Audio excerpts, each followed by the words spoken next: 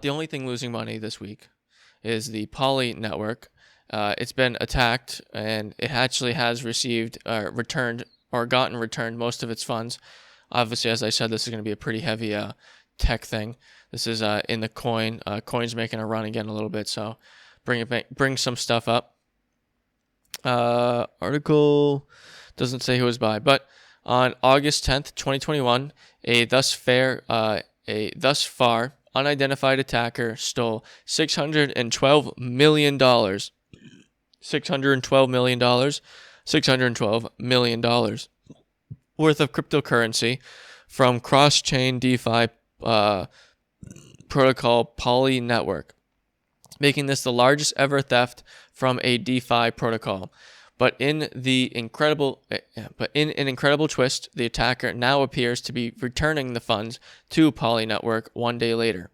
The attacker pulled off the heist by taking advantage of an exploit in smart chain contracts Poly network uses to carry out cross-chain transactions.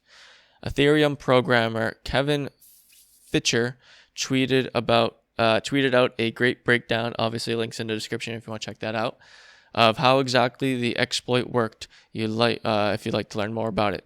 The attacker stole funds in the following cryptocurrencies: Ethereum, Wrapped, Ether, BTC, Uni, USDT, USDTC, Shiba, BNB, and various BEP20 tokens. There's more on top of that. Visual fund movement below. All right, so we came across a few interesting insights while analyzing the attacker's initial movements of stolen funds.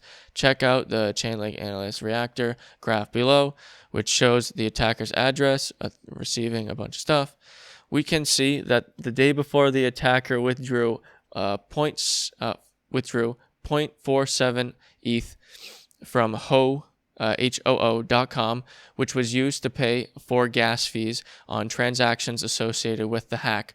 Additionally, the attackers appear to have sent 13.35 ETH to an unknown user, to a user known as whatever, who sent the Ether transaction to the hacker with the message warning him that the USDT they'd stolen from the Poly network had been frozen. So this guy also sent 13 ETH, which right now is trending at about 3K.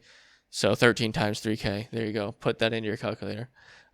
He sent that to a user who sent him an Ethereum transaction warning him that his USDT would be frozen. This is the actual thing. Don't use your USDT token. You've got blacklisted. Apparently, the Poly network attacker is willing to pay good money for good information.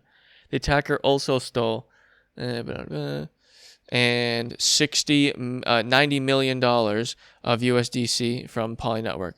The attacker sent the full amounts of both the Curve DeFi protocol in order to mint a bunch of new tokens, and then he burnt the old tokens. Return of the stolen funds. Amazingly, the attacker now seems to be in the process of returning stolen funds to the Poly network. At their request, starting August 11th, they began to send funds back to 3 Poly network addresses. The attacker has communicated to the Poly network through Ethereum transaction notes during this process. So if anyone doesn't know, if you transfer Ethereum, you can leave notes, and all of that is public domain, transparency and all that shit. So you can see all the notes that go along with every transaction. And that's how he was communicating. The hacker also asked Poly network to set up a whatever. He did a Q&A, which I want to. So why hacking for fun? Why Poly network cross-chain hacking is hot? Why transferring tokens to keep it safe? Where's the what happened 30 hours ago? Why is selling swapping stables? Tipping. All right. I feel a little more the Ethereum network. Why returning? Why returning slowly? Poly team. And there we go. Whatever. This is the cool part. Is they brought up a really good point in the article. Is the Poly network hack and subsequent return of the funds shows that it has become more difficult to pull off large-scale cryptocurrency theft, which is very true. And clearly, That may sound counterintuitive given the $600 million theft represents the biggest DeFi hack of all time, and that the fastest growing DeFi ecosystem is uniquely vulnerable to hacks. However, cryptocurrency theft is more difficult to get away with than theft of fiat funds. This is due to, in part, to the inherent transparency of blockchains. Most people, if you've tuned out at this point, if not, most people don't realize that depending on the blockchain, most of it is completely transparent. So you can see every transaction going on and whose it's going to and what. Whereas criminally obtained fiat currency can be moved through shady bank accounts with authorities relying on corporations of cooperation for financial institutions, trace this path. Anyone in the world can view cryptocurrency transactions made on public blockchains.